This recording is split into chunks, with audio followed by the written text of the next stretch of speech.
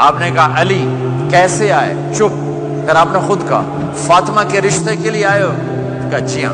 تو آپ نے کہا انشاءاللہ. جبریل کے آنے کے بعد بھی کہا انشاءاللہ، یہ نہیں کہا بس ٹھیک ہے ہو گیا ڈن، وہی آ گئی ہے ڈن. نہیں نہیں نہیں نہیں، آپ اٹھ کے گھر چلے گئے. علی باہر نکل گئے. باہر صحابہ کھڑے تھے. کہنے لگے کیا ہوا؟ علی کہنے لگے انکار ہو گیا. وہ کہنے لگے کیسے؟ کہ کچھ کہا ہی نہیں. عبد الرحمن بن عوف کہنے لگے کچھ کہا تھا؟ کہ انشاءاللہ کہا تھا. کہ بس پھر ہو گیا ہو گیا. یہ انشاءاللہ کیوں کہا؟ ہاں کیوں نہیں کی؟ آپ گھر گئے. کس کو بلا رہے ہیں؟ فاطمہ. کون؟ جنت کی عورتوں کی سردار، حسن حسین کی ماں. جنت میں نور کی چمک اٹھے گی. جنتی پوچھیں گے یہ نور کیسا ہے؟ کہا جائے گا اوپر کی جنت میں علی و فاطمہ مسکرائے ہیں، ان کے دانتوں کے نور سے جنت جگمگائی ہے. آپ نے کہا بیٹی فاطمہ علی کا رشتہ آیا ہے، ہاں کر دوں؟ اللہ اکبر اللہ اکبر. کیا فاطمہ نے انکار کرنا تھا؟ کیا فاطمہ نے انکار کرنا تھا؟ بیٹی علی کا رشتہ آیا ہے، ہاں کر دوں.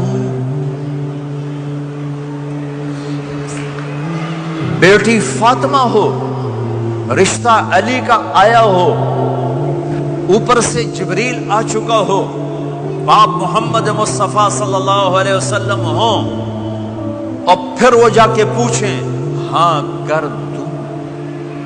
میرے بھائیو مجھے نہیں پتا یہاں معاشرت کتنی کو بدلی ہے، لیکن ہمارے ہاں بیٹیوں سے نہیں پوچھا جاتا، اور دیہاتوں میں بچوں سے بھی نہیں پوچھا جاتا. بات تیرا کر دیتا ہے ہن بھاویں تو مان یا نہ مان.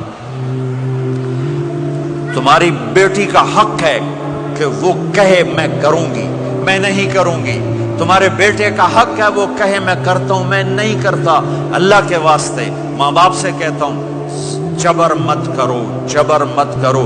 بچوں سے کہتا ہوں اللہ کے واسطے لو میرج کے چکر میں مت پڑو. یہ دھوکہ ہے، یہ خواب ہے، یہ خواب ہے. زندگی اخلاق سے گزرتی ہے، شکلوں سے نہیں گزرتی. شکل و صورت سے نہیں زندگی گزرتی، اخلاق سے گزرتی ہے. دو واقعے اوپر نیچے ہوئے. ایک خاتون میرے پاس آ کے پھوٹ پھوٹ کے رونے لگی. کہا مولانا میرا خامد کھربوں پتی ہے، اربوں پتی نہیں کھربوں پتی ہے، اور زبان اتنی گندی ہے کہ مجھے اس نے زندہ مار دیا ہے. اور چند دن کے بعد ایک نوجوان ملا. کہا مولانا زندگی کی ہر دولت موجود ہے پر میری بیوی کی زبان بہت گندی ہے، میرا گھر برباد ہو کے رہ گیا ہے. ایک جگہ عورت کی تیزی نے گھر کو آگ لگائی ہوئی ہے، ایک جگہ مرد کی تیزی نے گھر کو آگ لگائی ہوئی ہے. گھروں کی آبادی اچھے اخلاق سے ہوتی ہے. بڑوں سے کہتا ہوں چھوٹوں سے رائے لے کر قدم اٹھاؤ. چھوٹوں سے کہتا ہوں ماں باپ کی رائے کو داخل کر کے چلو. اگر دونوں میں اختلاف ہوتا ہے تو ماں باپ سے کہتا ہوں اپنے بچوں کی رائے کو ترجیح دو. زندگی انہوں نے گزارنی ہے. یہ میرے نبی کی ایک پاکیزہ خوبصورت زندگی ہے. میرے بھائیوں میں نے آپ کا زیادہ وقت لے لیا. احباب جمع ہے میر حال دل کہہ لے، پھر التفات دلے دوستاں رہے نہ رہے. آپ ایک معاشرے میں رہتے ہیں، آپس میں لڑائیاں بھی ہوں گی، جھگڑے بھی ہوں گے، اور بہت سے ایسے ہوں گے عورت عورت سے نہیں بولتی، مرد مرد سے نہیں بولتا. ایک بات آپ سب سے کہتا ہوں، یہاں سے اٹھ کر سب ایک دوسرے کو جو لڑے ہوئے صلح کر لینا، ایک دوسرے کو معاف کر دینا، ایک دوسرے کے گلے لگ جانا، ایک دوسرے سے درگزر کا معاملہ کر دینا. اور خامد اور بیوی اگر لڑے ہوئے ہوں تو ان کی صلح اتنی طاقتور چیز ہے کہ ان کے صلح کرتے اللہ ان کے پچھلے سارے گناہ معاف کر دیتے. شیطان روزانہ اپنی کچہری لگاتا ہے. شیطانوں سے پوچھتے ہاں بھائی کی کر کے آئے ہو؟ جی چوری کرائی. یوں سر ہلاتا ہے. ڈاکہ، نماز نہیں پڑھنے دی. ٹھیک، ایک لمبی فہرست ہوتی ہے. وہ ایک لنگڑا شیطان کالا جا پچھو کھلو کے آندا ہے.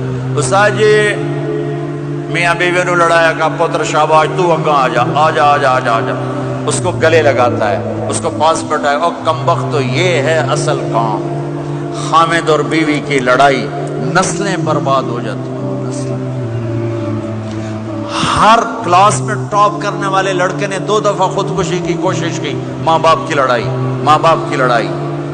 تو میرے بھائیوں، اپنے نبی والے اخلاق کے ساتھ زندگی گزارنا سیکھو، سچ بولو، یہ آپ کا دیس ہے، اس کو ٹیکس پورا دو، اس کے ساتھ دھوکہ نہ کرو، اس کے ساتھ فراڈ نہ کرو، اس کے ساتھ 2 نمبری نہ کرو، دیانتداری کی زندگی گزارو، سچائی کی زندگی۔ یا مختلف مذاہب کے لوگ رہتے ہیں، سب کو عزت دو، سب کو احترام دو، سب کی قدر کرو۔ کون اللہ کے ہاں سہاگن ہے یہ تو موت کے بعد پتہ چلے گا، لیکن تمام کو احترام دو، تمام کو عزت دو۔